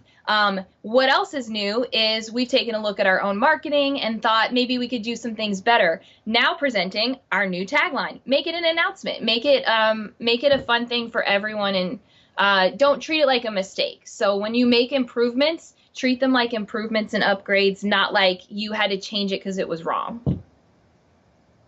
I think that's a great way of looking at it, is to almost use that as an opportunity to create more content and build more relationship. Mm-hmm. So when you're creating this process and you're working with your clients and this is your superpower and you're doing all these things, you're making so many things happen, right? And this is the last bit of tactical that I'll put out here. What would you say have been some of the most impactful tactical decisions that you've made on your journey that maybe we haven't talked about yet, or we kind of glossed over it and didn't really give it its due attention? For my brand specifically, I would say the best tactical decision that I made was automating my the way that things come in. So that happens in two parts. The first thing I automated was I put an opt-in on my website. When you download it, you get this download resource, which is branded and it's cool. But then you get a few days of emails from me that are automated, but they're kind of leading you through a process and a story. And part of that process is either like book a call with me to talk about what you want to do, or download or sign up for my online course. So kind of like one of those two things. I don't let anyone just like sign up to work with me without doing this call first. It's a very important call that I put people through. And I automated that call system. So I was getting, if you're just by yourself, or you have a really small company, you can't just answer the phone every time some rando Joe calls you and wants to stay on the phone for however long they want to be on the phone for.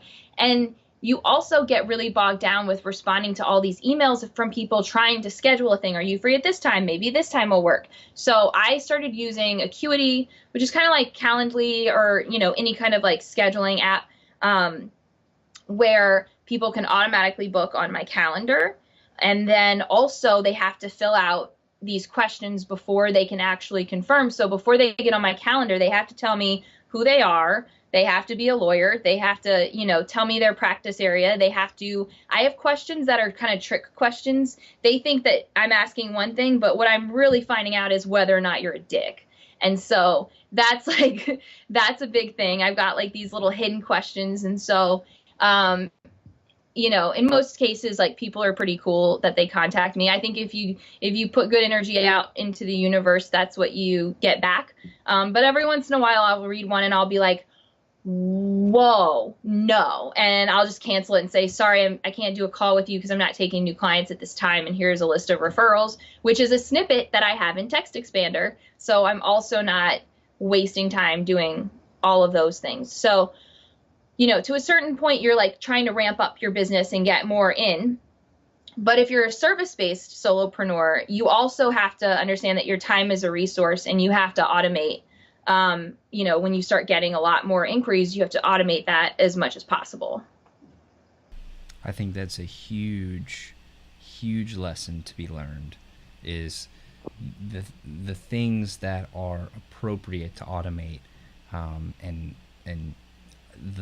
the intro that you were talking about, like the intro to the business of collecting the contact information, weeding out the people who are serious and are the people you want to work with, and channeling them into either working with you or going to the online course. I think that's a brilliant idea. And having that sequence automated is huge in my opinion.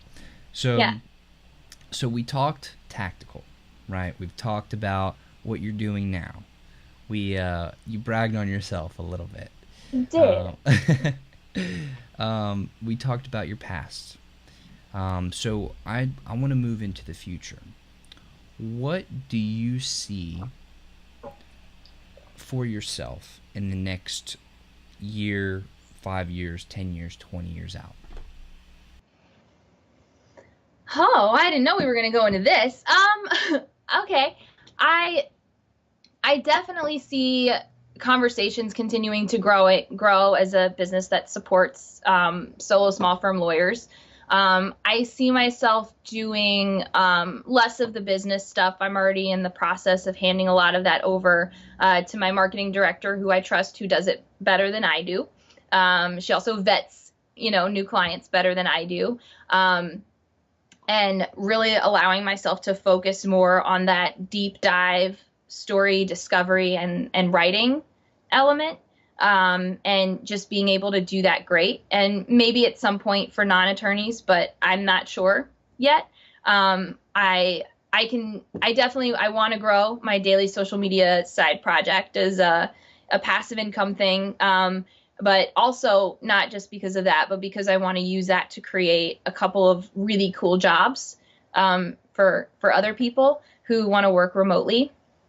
And ultimately just develop some kind of platform where I can help other people who are trying to do that. And, being more available for, I kind of talked about how I had a lot of people and mentors and, just people who I didn't think should have been available to me become available to me just because I asked. And I'd like to get to a point where like I have this time that I want to be available to people who, have these questions that I could maybe give some direction to as well. So I definitely see myself paying that forward and becoming more of a mentor as well at some point. And we'll see where it goes. I think that I definitely am very familiar with how a digital product-based passive income stream works and how to grow that. And it does seem kind of fun and exciting, but it also, there's nothing that replaces human interaction. So I don't see myself ever fully stepping outside of that service-based, story-focused kind of work with people, because you learn so much, but you connect with people. And I think the reason that I've been successful thus far is just genuinely connecting with people and being interested and trying. And at the end of the day, you can take out all the Google ads in the world to promote what you're doing. But if you're not doing it well, and if you're not, being good to people, then you'll have to keep paying thousands of dollars for Google ads, because you won't have the best business ever, which is referrals from other people. So being excellent means that other people will tell other people that you're excellent. And that's how things grow in a really meaningful way. So it seems like you're going to be moving more into what you love doing and more into what you're passionate about. Do you think that could include more speaking and more workshops or seminars? And do you also potentially see a book coming out in your future or something like that? Ben, I haven't told anyone any of this stuff yet, but okay, fine. Yes. So I am working on a book. I am working on my own workshop series that I will be able to kind of take on the road and set up kind of my own, retreat style workshop thing where, and initially my idea is that I would focus on helping women entrepreneurs and startups in like a retreat-like environment, because I think that there's a very different mindset that women typically have compared to men in this world, where we're still in a place where we've, for the most part, been grown up being told that we, can't do business, like we're not business people, or we're not good at this or that, or, the expectations of what we will become is more limited. So I think that I would really like to work with women in that way, and helping them know that they can do a thing, even though they didn't go to school for it or get a degree in it or whatever, because at the end of the day, you have to look around and say, like, what do these dudes have that you have? Nothing. They're just going for it. They just have audacity, and they are not worried what other people think, and they're just going. And so just saying that it's okay to do that, and, you know, helping them get where they're going. So that's kind of the foundation of the book, and that's kind of the foundation of the workshop series that I want to do. And I've been saying yes to a lot of things as far as lawyer events as well. So I've got Miami coming up. I'm going to be back in New Orleans for a small workshop with Ernie the attorney in June. And yeah, just more focused one-on-one type work rather than just being on a stage in front of a bunch of people, which I realize you can teach a whole lot of people something at one time, but it's not as meaningful as the one-to-one. I feel like when you're on stage, it's about you, whereas when you're in a small group, it's about them. And so that feels better to me. That's really interesting, and I appreciate you sharing all that stuff about what's coming up in the future. I really had no idea, honestly. I was just kind of fishing and seeing what was there, but I'm very appreciative that you'd share that. You're really good at this, so. Well, you know, honestly, the extraordinary people like yourself who come on the show, y'all are the true rock stars here. I'm just lucky enough to be able to spend some quality time with you. Aww. So, you know, you're doing all these incredible things professionally. If you don't mind going a little more into the personal side, what's been going on in your personal life this whole time? Like, we've talked a lot about that, the professional side, but, you know, what have you been doing on the human side? Well, as you know, when you're an entrepreneur, those things bleed together a lot. I would say, you know, like my professional network in New Orleans was also a lot of like my personal network of friends and people that I hung out with. So moving to Portland, that's been very different, I think. But yeah, I think it's been about 4 or 5 years where, since my partner started working with me at Conversations, he does search engine optimization and the website development part and the mathy stuff that I'm not good at, and is completely self-trained. So everyone asks how it is to work with your partner. And for me, it doesn't feel like, you know, this is my office. His office is in the basement. We call the middle floor of the house the neutral ground, and that's where living happens. So it's completely separate. And we did make this rule a few years back where it's, you know, when we're on the neutral ground of the house, or, you know, whatever's not the office space, and when it's outside of business hours, we don't talk about clients or projects or work, and we don't check email, and we don't check email on the weekends. And that's been a big important thing to, like, when within your relationship, it's really important to separate. That doesn't, if I'm just like with a friend or something and it comes up, like, I mean, I'll talk about work. Sometimes it doesn't feel like I'm talking about work. It's just talking about my day. But I think that's really important. And then, yeah, moving to Portland's been weird. You know, I thought I wanted just to be separate from everything and have all of this quiet space to think and write and I have. And what I've discovered is I really miss having a community and having people to go to in real life for like feedback and ideas. So I just joined a co-working space called the Perline here, and it's all women. And it's this super supportive network, almost like a social club / co-working space of people who just cheer each other on, help each other out. And it's a really, really cool thing that I'm really excited to become a part of. And so, yeah, so I think that's pretty much what's been going on. I have I met this guy, Austin Lindsay, who works at Ruby Receptionist at a lawyer conference 2 years ago. He lives here in Portland. He's my first and basically only friend here so far. So we hang out a whole lot, and drink all the things. And, what else is a personal life thing? Weed is legal here. So You can, yeah. Oregon's a pretty cool place to hang out. There's like lots of mountains. We go on hikes every weekend with our dog Rue, who came with us from New Orleans. So I flew, they drove. So my dog's now been to like more states than I have, I think. So That's incredible that your dog can drive. That must have been really helpful. yeah, she's a great driver, actually. Yeah, very, very good driver. So that's fantastic. And, moving forward, what do you really see for, yourself and your family personally? Like, do you want to stay in Portland? Do you want to come back to New Orleans? Do you want to have a big family?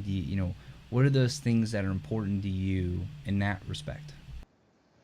Well, I don't know if I'll stay in Portland, but I'm definitely starting to get what I came here for, which is like getting healthier, being more active, and really developing those like healthy lifestyle habits so that I can like live for a really long time and feel good all the time. That's kind of my goal, is to like feel really good, be really happy. And so that's kind of the underlying thing. And then once I really feel like I like have, because you know how hard that is to do in New Orleans. So, and even when you want to go outside and take a walk or go for a hike, it's like, it's so hot. There's mosquitoes everywhere. It's muddy. So I've really enjoyed being able to just be in the outdoors in a way that feels comfortable. And I feel like that's, just working on my health right now is where I am. And then I don't know where I'll be next, or if it'll be here, or if it'll be probably not back in New Orleans, because I got really spoiled to being out of the heat, like really spoiled. But I do miss it all the time. I miss the food. I went to visit a few months after I moved here because I was really homesick. And I sat at a bar and I was waiting for a friend, and the bartender walked up to me and said, "What you drinking, little mama?" And I started crying because no one had said anything like that to me in months and months, and it just felt really good. So I don't know. I miss the way that you feel when you're in New Orleans, and the way that it feels like home, and the way that even strangers feel like home, which is different than the Pacific Northwest. So I think next, as far as place goes, I'll be looking for something in the middle. But I am, my partner and I are planning doing like a big road trip kind of thing, so we can check out all the different places that we think would be cool and just stay there and work remotely for a couple days and, have the dog with us and live the life. I think living the life, because if you plan too far in advance, then you don't give yourself the space for letting the universe show you things that you didn't know could be a thing. I think that's an amazing idea of just, doing your best and putting it all out there and letting the universe kind of do its own thing and almost show you a path that you could take. Yeah. So, I wanted to talk a little bit about work-life balance, because I know, and this is a little bit more of a selfish question. So, yes. I just want to put that out there. So thanks for indulging me. But, I think a lot about what kind of person do I want to be? Do I want to be the person who's putting in 16 to 18 hours a day, trying to build the most humongous business ever, build a massive empire, and all I do is work? Or do I want to work, maybe like 12 hours a day, put in the time, work as hard as I can in that time, but then take other time to travel and be with family and go have experiences and do fun stuff too? So I guess what I'm asking is, what does that, the life, what does that look like for you? Well, I think what I've learned now that I'm in my 30s and I'm wise is that money is not success and money is not happiness. And there's a standard in which you want to hit that's like a comfortable living place. But then there's also, I see people doing things similar to what I'm doing that are like the greats, right? And they're up here and they just make millions of dollars a year with seemingly minimal effort, you know, and they're all about their business and they're into it. And then I think that there's a lot of stuff you don't see behind the scenes of things like that. And I think that in a lot of instances, it feels kind of sad and lonely to look at certain business models. In my perspective, it feels like at some point, and this is different for everyone, but at some point you have to look at your body of work and not attach it to the money that came out of it, but attach it to what it is. And at the end of the day, that is what impact did I make on this world and the people that walk in it? And does that feel good to me? And the time that I spent in it, did I enjoy that time? You know, you're not going to enjoy every second of it, but did I feel motivated and passionate? And did I have moments that I thought were just so much fun that I forgot that I was working?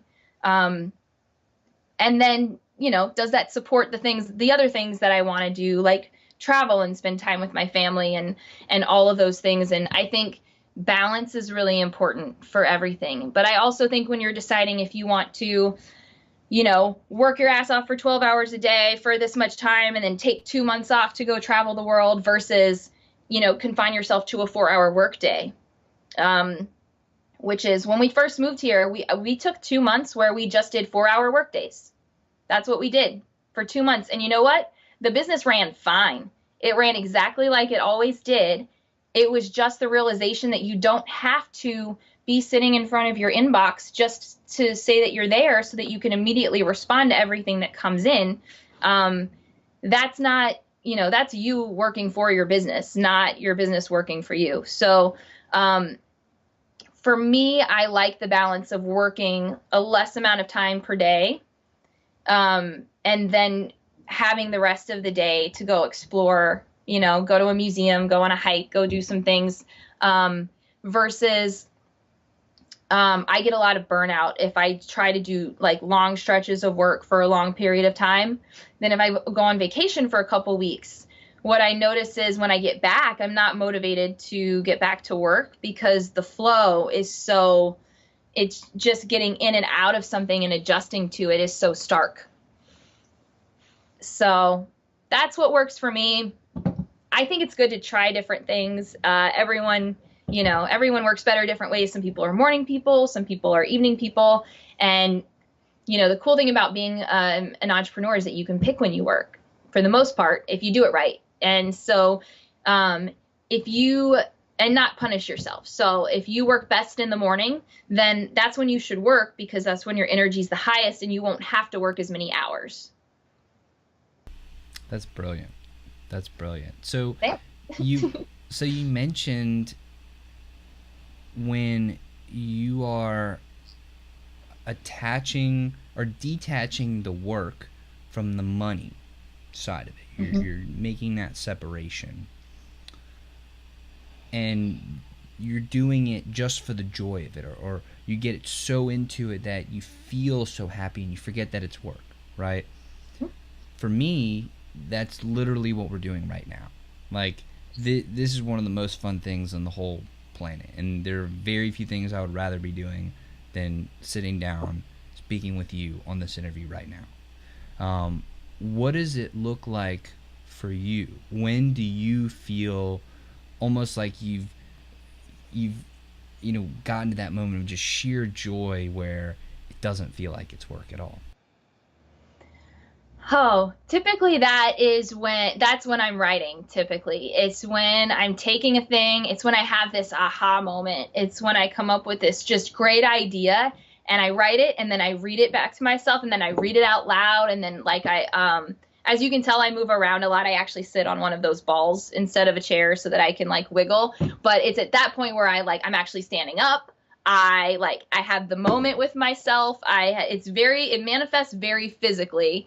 And you know, sometimes I'll get stuck on something and I almost kind of like the feeling of stuck because I know getting unstuck is going to follow and that's the thing.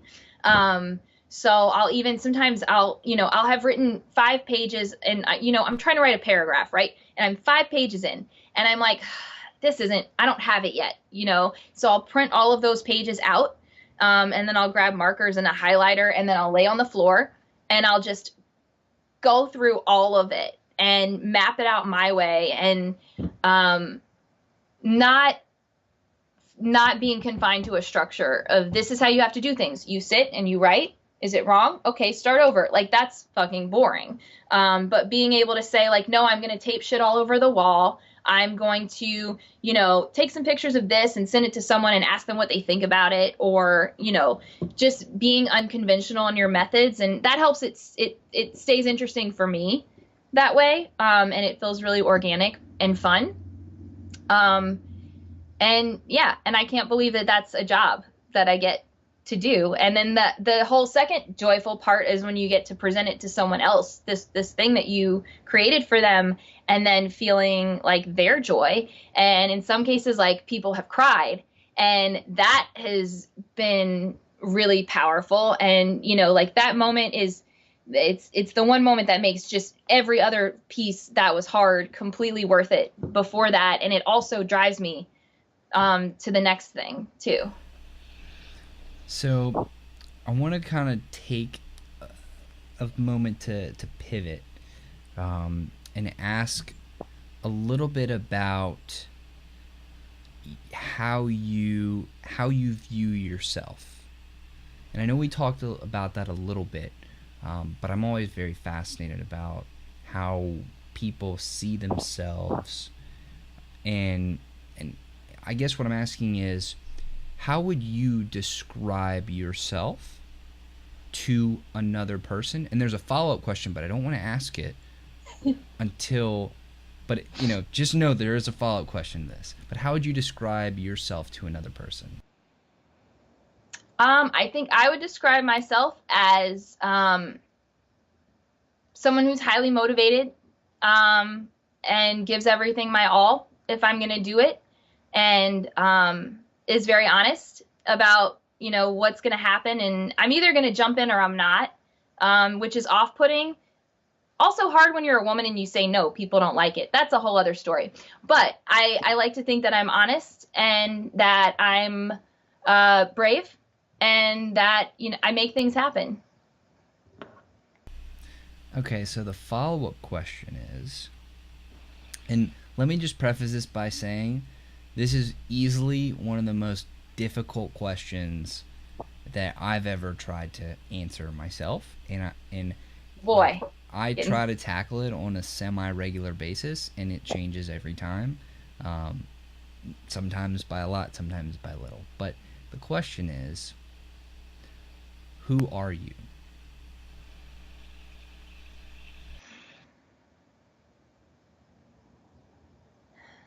Has anyone ever just, like, not answered that question? Just been like,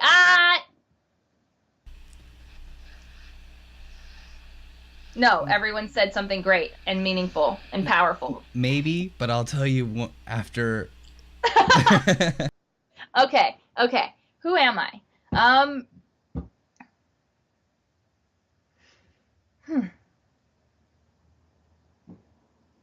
I am just a human trying to figure this out, kind of the way that everyone else is trying to figure it out,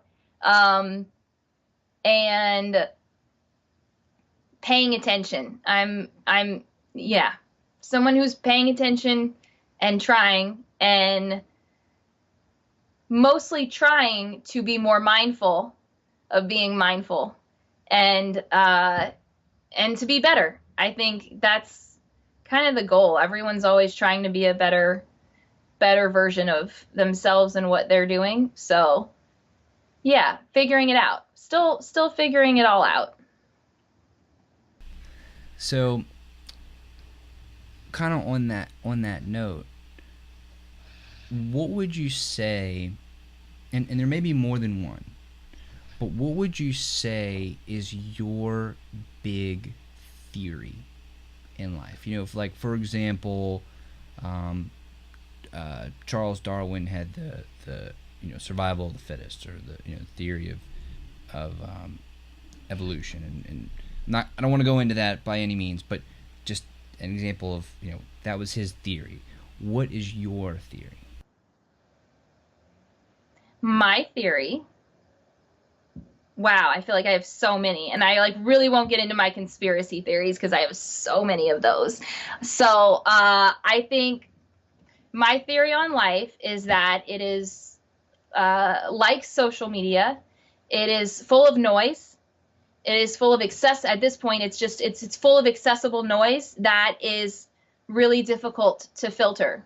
And I think that what's important is to pay attention to the things that you find meaningful. Tune out the things that don't feel good, and not necessarily, like, you should always have a plan, but like plans can get in the way. And I think that just living for those moments that bring you joy and inspire you and being present in those moments is the most important thing you can do. And if you're present and if you're good to people, you will be successful, and you will be happy, and you will be loved, and you will have all of the things that you want and more. And I think people miss that a lot on what we call the climb. So when you talked about mindfulness and being mindful of being mindful, and you talked about being present, what has your experience been with mindfulness and awareness and being present? I think those all kind of are related. I'm not exactly sure how, but I think they are very related. But we haven't really covered that. It hasn't really come up yet thus far in our conversation. But how active or how big of a part is that in your life, and what has your experience been in that whole area of whatever that may be? It's a huge part of my life and business at this point, and becomes more and more so. Like with every passing year, I actually work with an energy coach. Her name's Lexley Overton, and I met her. She was an attorney, and I worked on her marketing stuff, and then she kind of took another path and started training as a shaman and doing all this meditation work and energy work. And at the time we were working together, I was just a nervous wreck all the time. I was just constantly in my inbox. I was worried. I was not sure, if I was going to be making enough money, or if I was doing this right, or where I was going. And I was frustrated a lot of the time. And so through working with her, I discovered meditation, which I now do every morning before I start my day.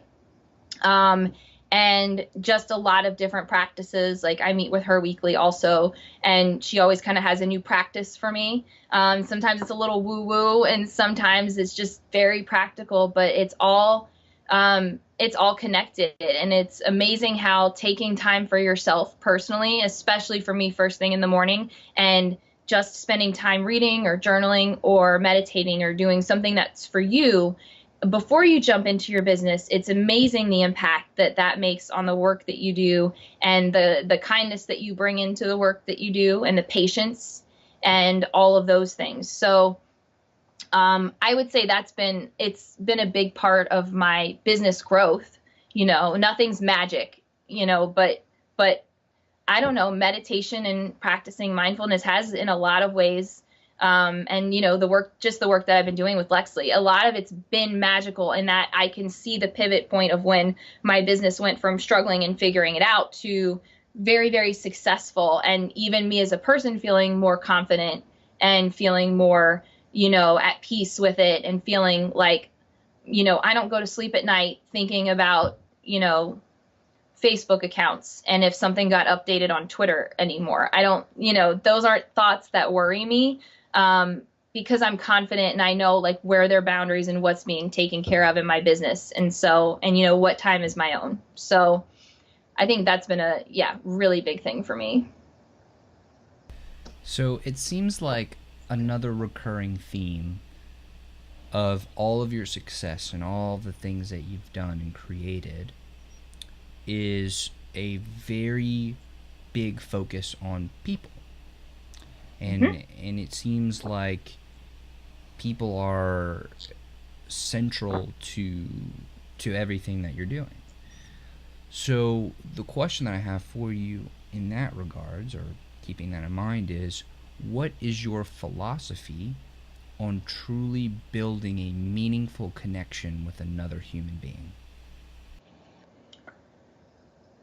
I think it's something that people think is mysterious or requires a skill set. And my philosophy is that it doesn't. It just requires you to take what you think you know about someone and what you think they think of you and take that off the table, and just be there with them. And I apply that to everyone that I work with. I've been in a room with really fancy, suited up, people looking really serious. And if I get hot, I take my blazer off and they can see my tattoos, and I'm going to talk the way that I talk. And that doesn't turn people off. It makes them realize that you're comfortable enough to be you. And it lets Aileen Bennett, who is another great mentor and person that I love, said this thing in one of her books that I really love. And and it goes like this: be you. Because when you are you, you give other people permission to be themselves as well. And I think that's the basis of human connection. You can't connect if you're not being authentic. And if you're being fake, it makes other people uncomfortable and it makes them more likely to be fake. And so the connection's blocked on both ends. So just dropping the walls and letting things fall where they may, and just being okay with the fact that, like, some people aren't comfortable with letting their guard down, and they're going to be turned off by that. And those are the people who don't want to connect, and that's okay. That's okay. But you made yourself available. I agree. And I think it's a great goal to get people in a place where they feel comfortable enough to be themselves, because we have a very limited amount of time on this planet. And in my opinion, the time spent with other people and learning about them and creating with them and understanding them and hearing their stories and laughing with them, and all that is very meaningful. But if there's this barrier of, I'm gonna put up this facade of who I think you want me to be, it creates a very difficult space to connect, and it almost blocks that space to where you can't connect. So I think it's beautiful what you said of being yourself, so that the other person feels like they can be themselves as well. So I appreciate you humoring me and answering all the questions, and I'm very grateful for the time that we've had to spend together. But I do have one more question. Actually, I have two more questions for you. Okay. The first question is, based on everything we've talked about, what do you think has been the most impactful thing that we've talked about, in the terms of what do you think we should title and call this interview, this episode?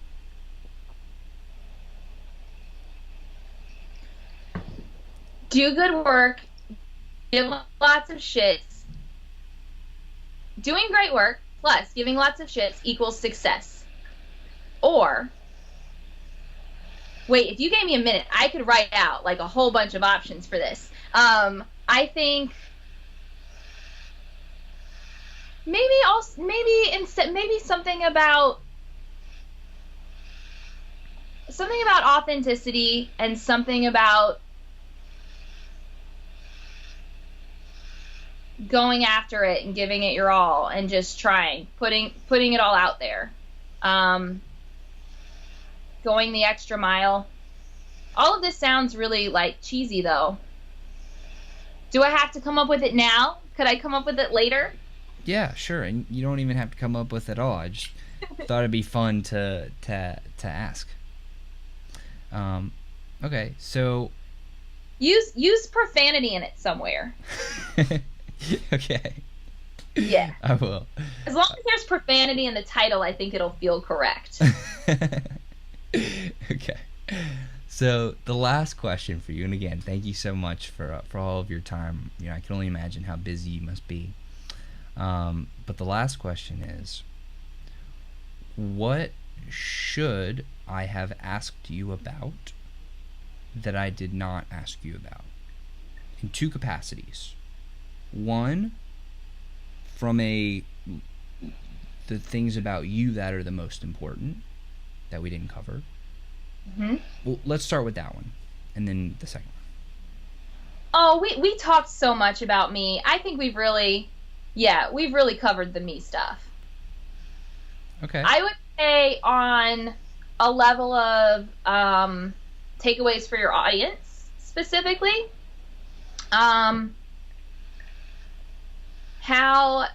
because I talked about basically niching, and like how niching would apply to other, freelancers and solopreneurs, and the answer to that would just be that I think that everyone should pick a niche, and everyone should be as focused as possible on who their audience is, because if you think you're talking to everyone, you're really talking to no one.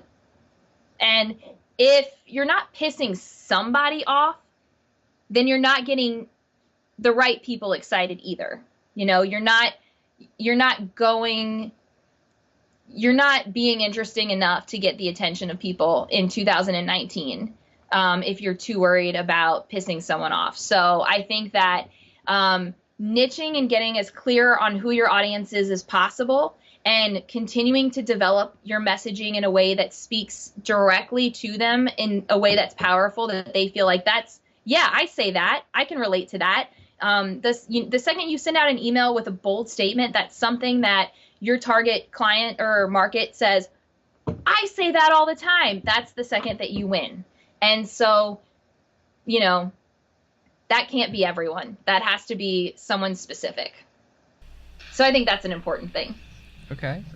And then for the second part, for somebody in my position, and again, I'm going to get a little bit selfish here with the question. You should. But for somebody in my position who's 24 years old, running a couple different businesses, we've gotten to know each other through this interview, at least for the limited amount of time that we've had. But what question should I be asking you that I would not think to ask?